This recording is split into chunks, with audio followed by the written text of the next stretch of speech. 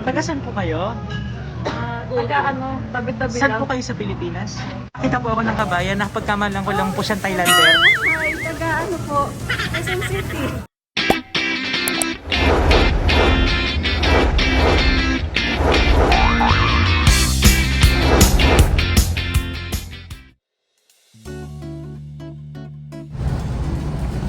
Anyong mga ka-kitchen!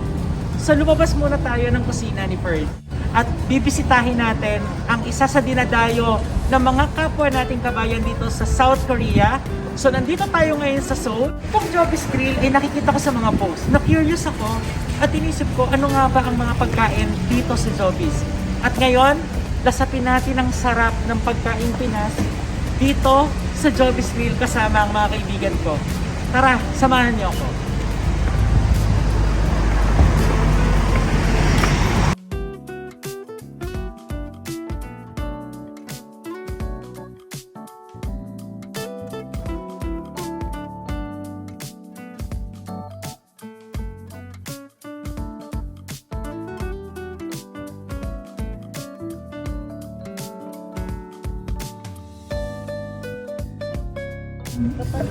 So ito po yung mga menu nila dito sa Joby's Grill. As you can see, meron silang iba't ibang mga set. Boracay 3 to 4 person, Cebu, Manila, mga beer nila, and then ito yung mga ulam, mango slices, calamari, banana turon, french fries, kare-kare, Bicol Express, meron din silang gambas, sinigang, kangkong, garlic rice, pusit, liempo, manok, hipon, and pansit and sizzling sisig. Yung menu nila, and then dito, ayan, meron silang mabuhay, and then mga translation, Tagalog, English, and Korean. At syempre, ang gamit nila ditong mga chili sauce ay from Philippines din, Ligo, extra hot sauce. So mga ka-kitchen right now, waiting kami sa mga orders namin. So tinry namin ngayon yung liempo, tinry din namin yung kanton, yung sisig, tapos tinry din namin yung kare-kare, yung fried rice, at saka yung kangkong. Madalang lang kami makakain ng kangkong dito sa Korea, kaya hindi na namin palalagpasin to. So yan, si Bunso gutom na naman. So mamaya, pagdating ng food, ipapakita namin sa inyo yung mga in-orders namin at i-rate natin kung ano yung pinakamasarap dito sa Joby's Grill. So mamaya na lang mga ka-kitchen! So ito na, ready na yung sisig nila. So looks delicious, tikman natin. So meron siyang, nakalagay siya dito sa sizzling plate. Gawa din siya syempre sa big ear, sa mukha ng baboy. May mayonnaise, egg, and ito yung kanilang pansit canton. So yan. At hindi mawawala dito sa Korea syempre yung side dish, yung radish. And then ito yung kanilang fried rice. Yan. So mukhang mapaparami ng kain. At mag-e-enjoy na naman itong aming kasama na si Player 456. Junso! Hello, Junso! At Christmas na Christmas din yung tunog dito. Pero sana hindi tayo makapiright. Nandito na rin yung kanilang adobong kangkong na mayroong toasted garlic sa ibabaw. So, this is 12,000 Korean won or sa pera natin is nasa 500 pesos. Tama? Nasa 500 to 510 or 520 pesos. So kung i-convert mo, very expensive sa ganito karaming kangkong. Pero dito kasi, hindi kami nakakakain talaga ng mga ganitong food. Ako usually, I cook mostly mga Filipino food, pero yung iba, hindi talaga. Tsaka marami din kumakain na Koreans dito. So, eto na yung grilled liempo. Ang inihaw na liempo na amoy ang aroma ng inihaw sa Pinas. Tignan nyo yung presentation, the best din. At saka yung sausawan. Meron din siyang minatamis na beans. Ayan. Dahil dahil Filipino style at gusto niya nang kumain, alam mo naman tayong mga Pilipino, gusto natin picturean muna lahat to bago kumain. Nagtampo na tong si Junso, hindi na siya gumagalaw. Tsaka, ayaw na niya, kahit sabi namin bawasan niya na yung liempo, ayaw pa rin niya. O, so yung oma niya, Nems, patry mo nga kung gusto kong sabihin mo kain na siya. Bansa mo na mo ko. May ko pa. Wala na, talaga nagtampo na siya. Naging robot na, ayun. Ayun! Ayun, sumaya na. Ayun. Oy. Ayun, kumain na siya. Nagtampo kasi kanina pa niya gustong kumain. Alam mo naman tayong mga Pinoy, gusto natin. Tsara na muna lahat. Kaya yan, buti na lang yung kasama niya na taga-pantay matyaga. Ayan. Oh, yan. Mahalang bayad dito kay Maine. Kaya, di ba? 13 month pay pa naman. Tingnan nyo naman, oh. Pag kasi hindi siya nakakakain, tumatamlay siya. Mamaya ismile na yan. So, ito na po yung kanilang kare-kare. I think this is seafoods kare-kare kasi may ipon. At siguro yung malalasahan mo lang talaga yung ano ng sauce ng kare-kare. So, nakita ko yung ipon. And then yung kanilang kanton, yung kanilang sisig, yung liempo, yung adobong kangkong. Ayan. So, tara kain tayo mga kapitch. Try na natin yung mga pagkain ng Joby's Grill. So, subukan natin muna itong sisig nila. Tignan natin kung swak na swak sa panlasang Pinoy. Okay. Ito yung moment na ang sarap kumain kasi hindi ako yung nagluto. Kasi mostly pag Filipino food, ako talaga yung nagluluto. So, try natin. Yung garlic rice, nakakamiss. Lalo na yung, dito kasi yung kanin, mahirap siyang i-fried rice kasi yung texture ng rice dito is malagkit. Hindi siya nagbubuhaghag. Hindi siya yung naghihiwa-hiwalay.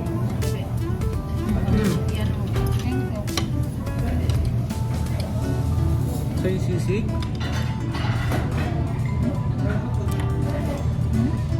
Anghang. Kalaban ko yung anghang eh. Pero dapat naman talaga ang sisig ng anghang.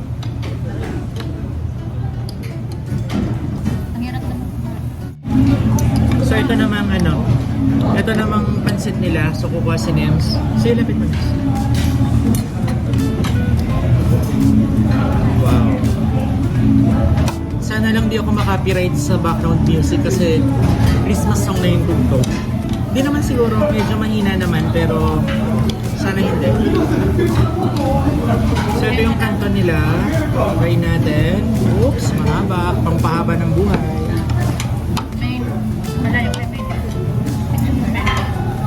Medyo maliit lang yung plato nila. Hindi kasya pag tayo pa naman usually kapag kakain tayo gusto natin malaki yung plato kasi para marami yung ulam na kasya.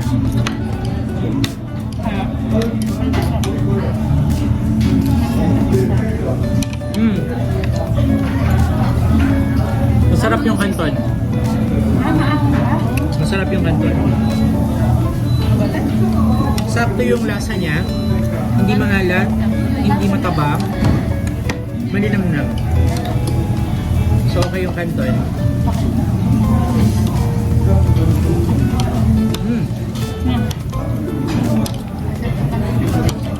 So ito ang next natin.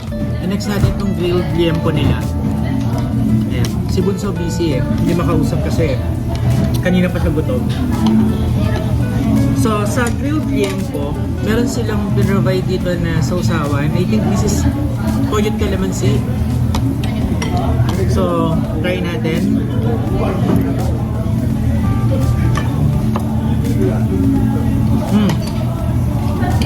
Crunchy. Panalo. Grilled liempo masarap. Tapos tayo sa kanton, sa sisig, saka sa grilled liempo. Let's try the kangkong.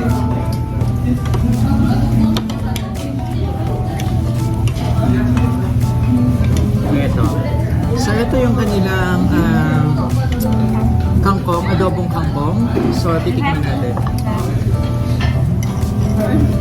Meron siyang toasted garlic sa ibabaw.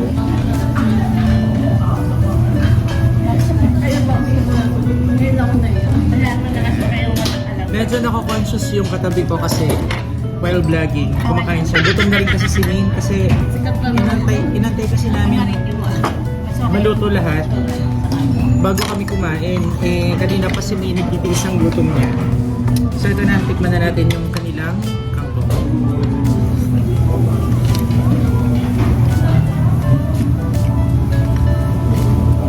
Yung kangkong, medyo natatabangan ako pero crunchy, tama yung pagkaluto. Kasi tayo sa kare-kare, seafood kare-kare.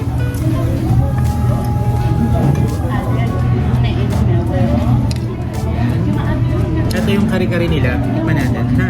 Wala lang, take note ha sa mga kabayan natin na kakain dito sa Joey's Grill, dito sa Seoul. Kapag nag-serve sila ng kare-kare, huwag kayong umasa na may bagoong. Wala siyang bagoong. So tikman natin kung pwede na siyang kainin without bagoong. Kasi may mga kare-kare naman usually na pwede mong kainin without bagoong kung timplado na at sakto na yung saltiness ng food or ng kare-kare.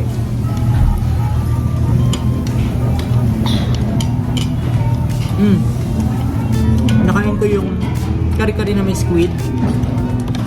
Okay naman, okay yung alat, yung lasa. Okay na nga yung walang bagoong kasi seafood kare-kare naman siya. So tingnan nyo. Eto.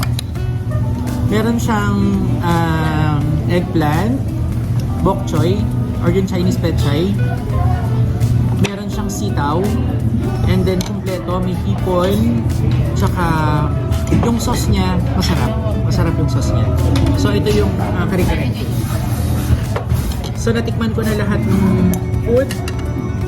I-enjoy na namin yung kain dahil itong mga kasama ko gutom na.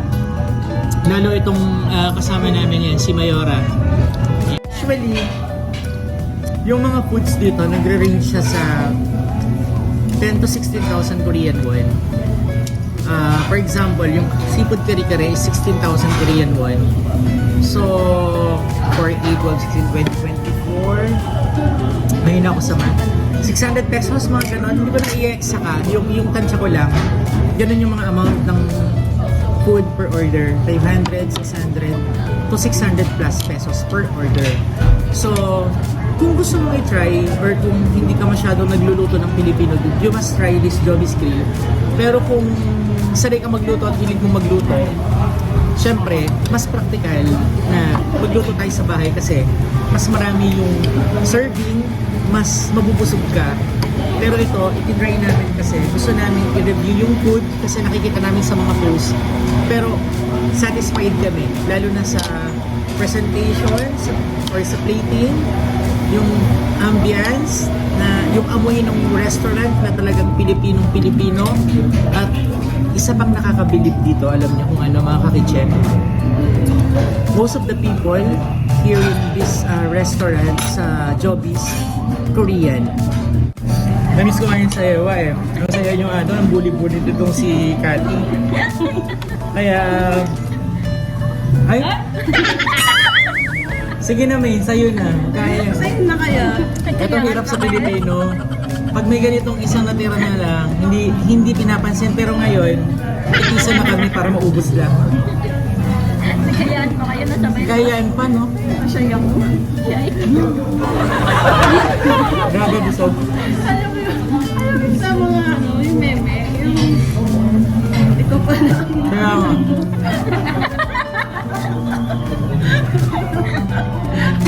Alam nyo, isa sa napansin ko dito sa Joey's Grill, yung kare-kare nila, yung seafood kare-kare nila. Dito kasi sa Korea, pag umattend ka ng mga birthdays, siyempre na-invite ka.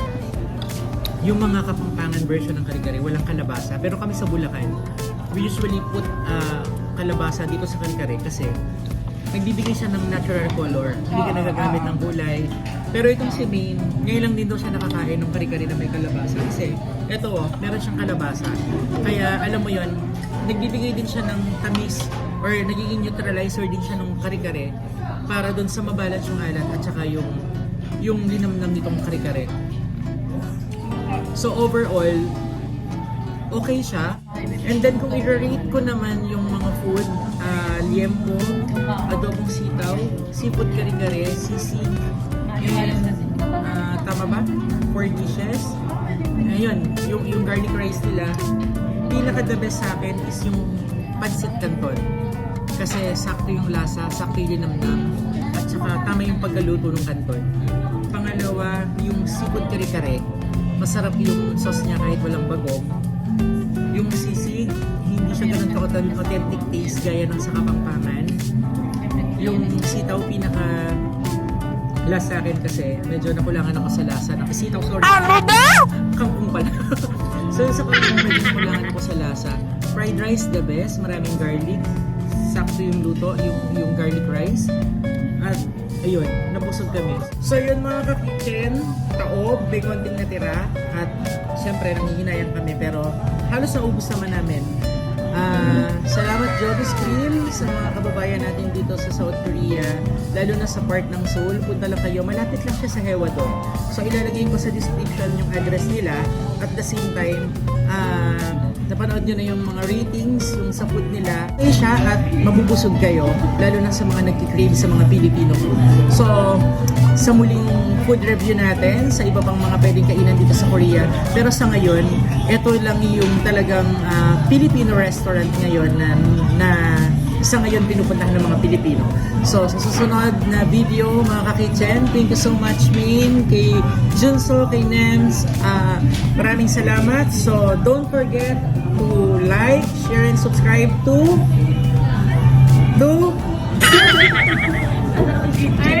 First Kitchen. Hindi mo maintindihan doon. Madali lang ha. Hindi sila na-train eh. First Kitchen TV, okay? So don't forget to like, share, and subscribe to First Kitchen TV. Mabuhay!